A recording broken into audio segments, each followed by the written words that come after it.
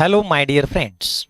Today we are going to learn meaning and importance of accounting concepts.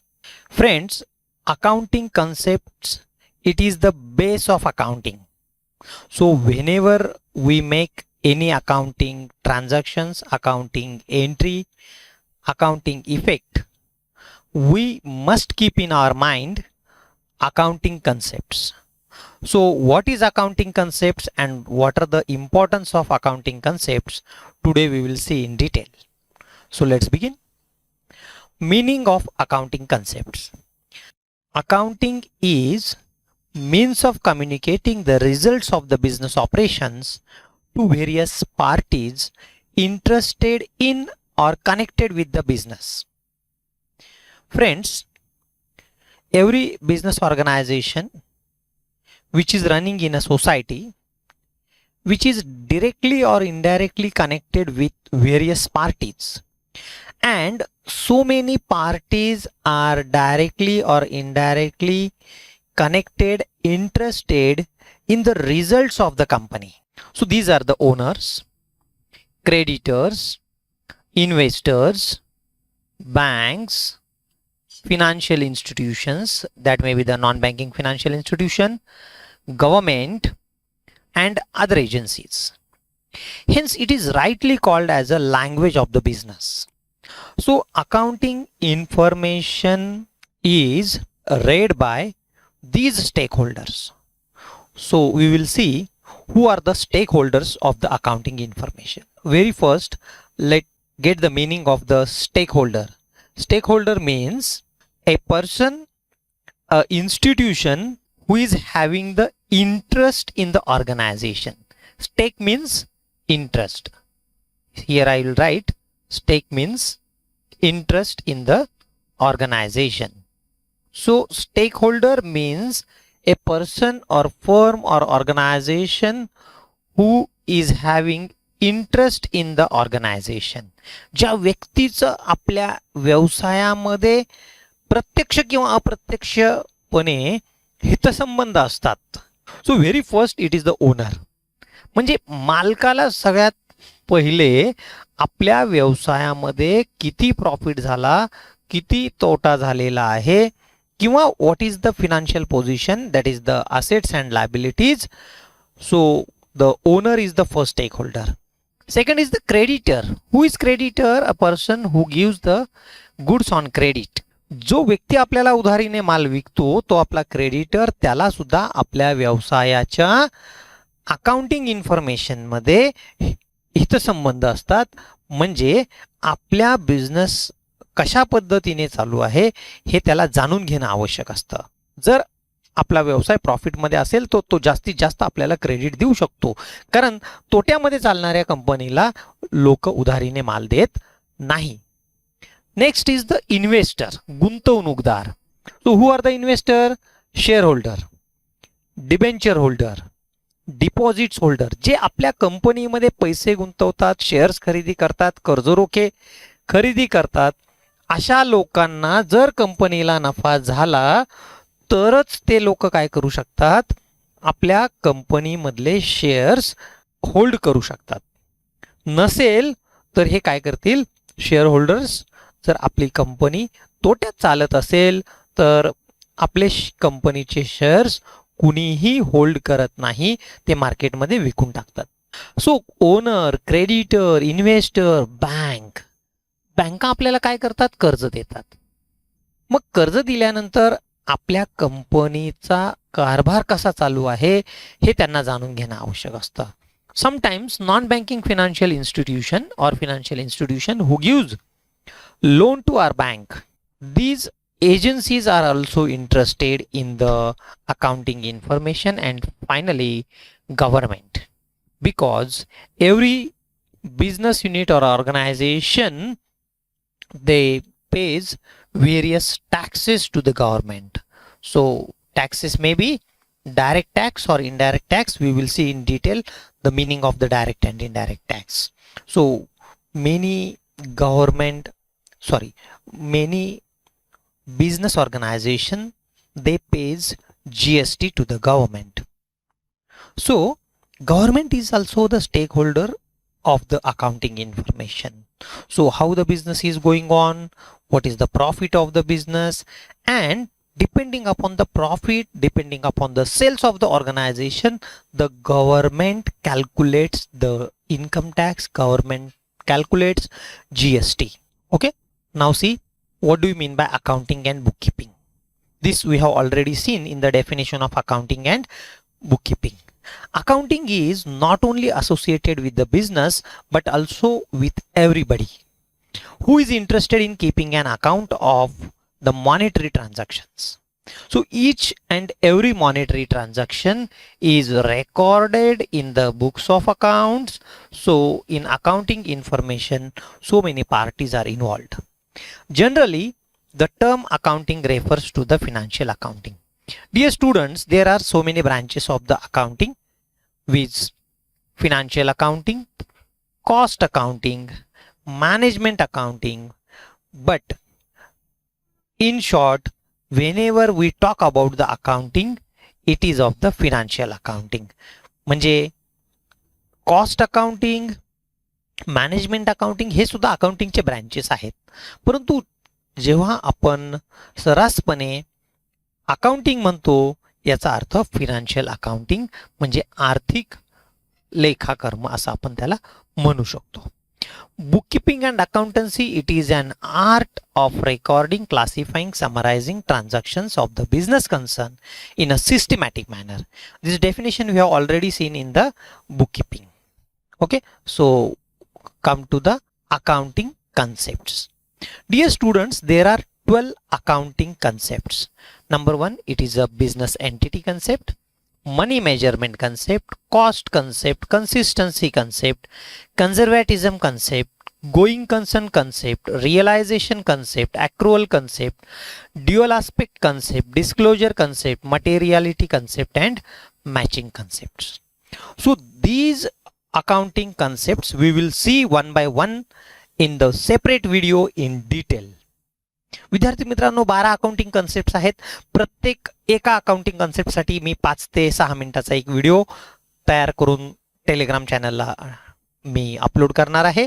तुम्ही प्रत्येक accounting concepts नक्की पहा, कारण हे अकाउंटिंग कन्सेप्ट्स हा अकाउंटिंगचा आत्मा असतो आणि अकाउंटिंगचा बेस असतो.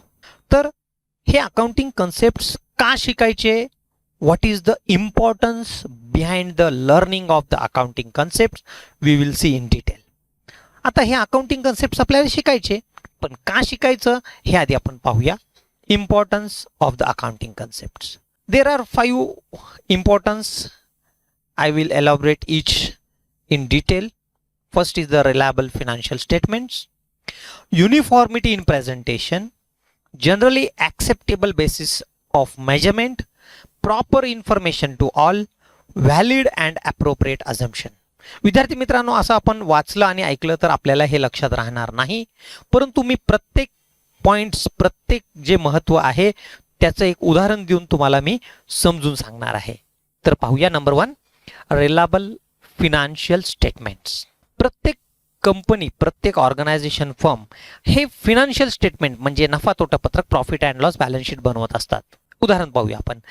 पहिलं आपला अकाउंटिंग कन्सेप्ट आहे business entity concept.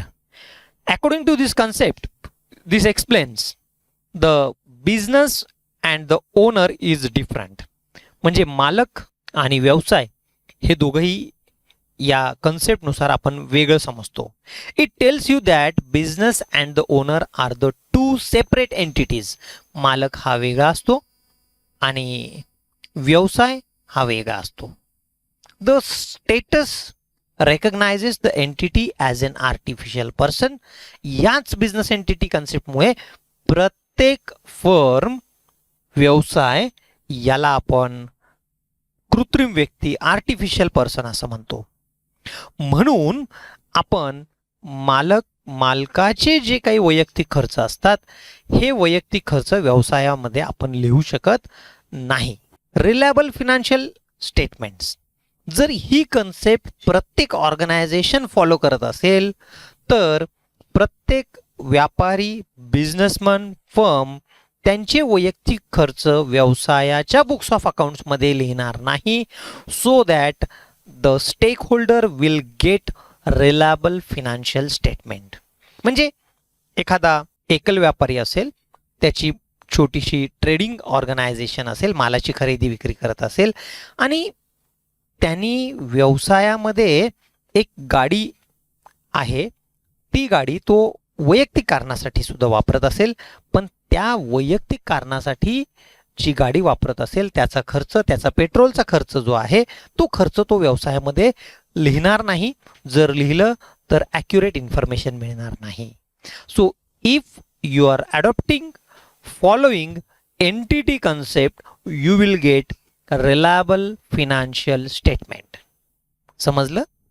Number 2, uniformity in presentation. Money measurement concept states that only those transactions are recorded and measured in monetary terms. आपल्याकडे आणखी एक अकाउंटिंग कन्सेप्ट आहे, आपण डिटेलमध्ये परत पाहणार आहोत.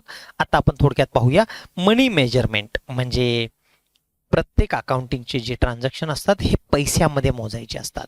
In simple words only financial transactions are recorded in the books of accounts. आता युनिफॉर्मिटी इन प्रेझेंटेशन म्हणजे भारतामध्ये जेवढ्या कंपन्या आहेत, बिझनेस ऑर्गनायझेशन आहेत, हे सर्व जर मनी मेजरमेंट कन्सेप्ट फॉलो करत असतील तर त्यांची जे बॅलन्स शीट आहे, प्रॉफिट अँड लॉस अकाउंट आहे, यामध्ये आपल्याला युनिफॉर्मिटी दिसून येणार आहे. म्हणजे एकसारखेपणा दिसून येणार आहे. म्हणजे प्रत्येक व्यवसाय त्यांचे व्यवहार जे आहेत हे पैशामध्ये मोजतात. Each and every transactions are recorded and measured in monetary terms. जर काही व्यवहार पैशामध्ये मोजता येत नसेल तर त्याची नोंद या ठिकाणी केली जात नाही. For example, a company employed general manager for a salary of 5 lakh rupees per month. कंपनीने एका मॅनेजरची नियुक्ती केली 5 लाख रुपये महिना त्याचा पगार ठरलेला आहे, नॉट पेड. मग हे आपण त्याच्यासोबत ॲग्रीमेंट केले, कॉन्ट्रॅक्ट केलंय, इथे त्याची नोंद केली जात नाही.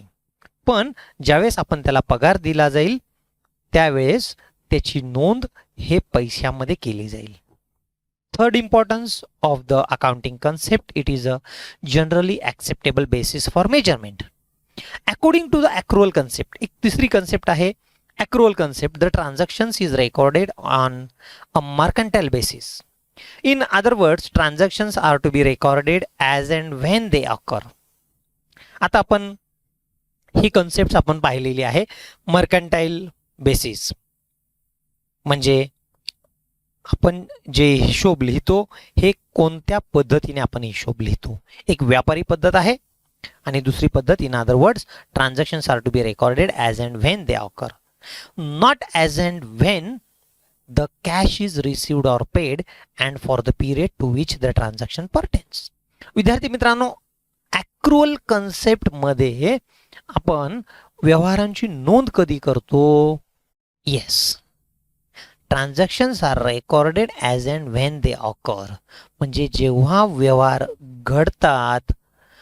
उदाहरणार्थ, आज आपल्याला लाईटचं बिल मिळालं मार्च महिन्याचं, तर मार्च महिन्याचं लाईट बिल तो आपला खर्च आहे, त्याची आपल्याला नोंद करणं गरजेचं आहे.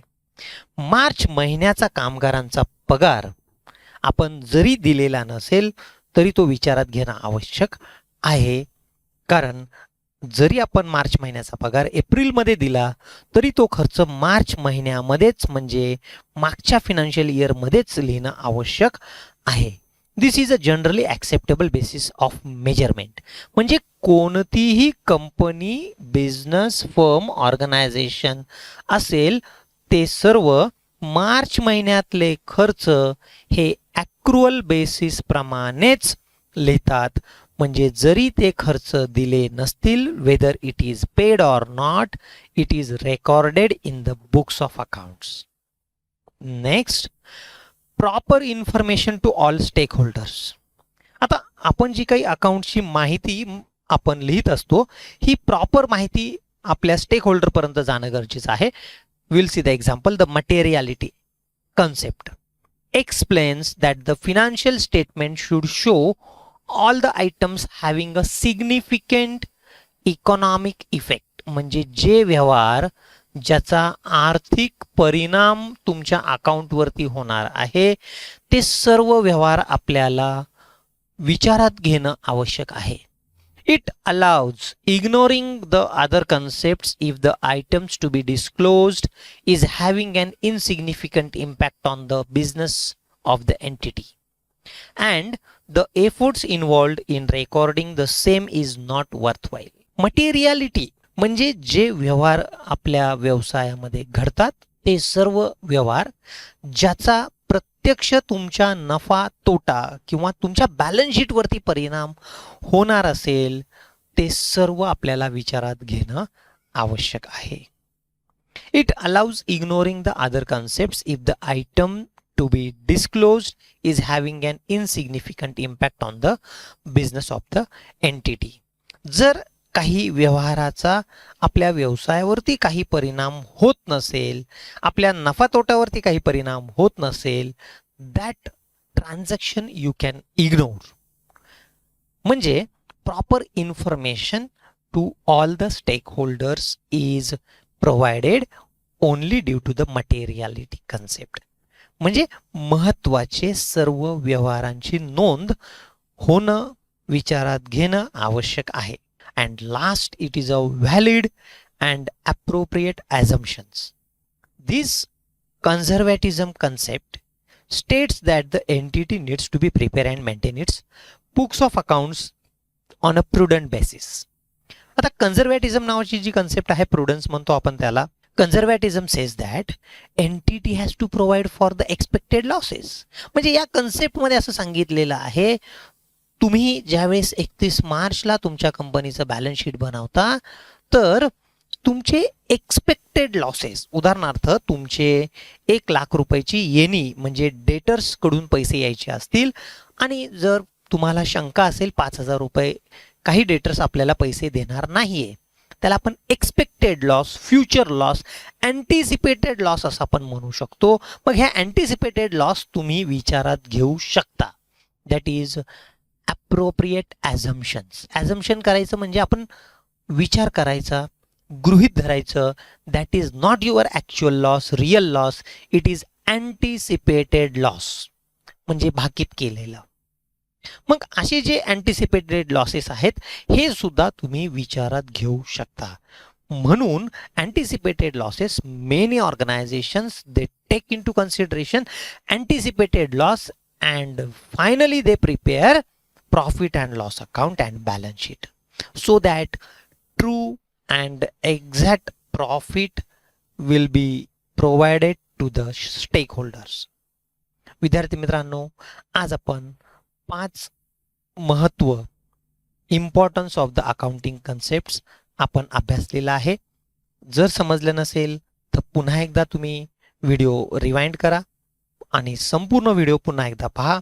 हे टोटल 12 अकाउंटिंग कन्सेप्ट्स आपल्याला अभ्यासाला आहेत आणि प्रत्येक अकाउंटिंग कन्सेप्टचं वेगळं महत्त्व आहे, जे आत्ताही आपण शिकणार आहोत आणि भविष्यात ज्यावेळेस आपण फायनल अकाउंट शिकणार आहोत, फक्त 11वीला नव्हे, हे अकाउंटिंग कन्सेप्ट्स इयत्ता 11वी ते M.Com पर्यंत इव्हन चार्टर्ड अकाउंटंट्सला सुद्धा हे फॉलो करावे लागतात. विद्यार्थी मित्रांनो, आजचा व्हिडिओ तुम्हाला कसा वाटला मला अवश्य कळवा. मी तुमची दिलगिरी व्यक्त करतो. मागील 2-3 दिवसात मला व्हिडिओ पोस्ट करता आले नाही, पण दररोज एक व्हिडिओ टाकण्याचा मी 100% प्रयत्न करतोय.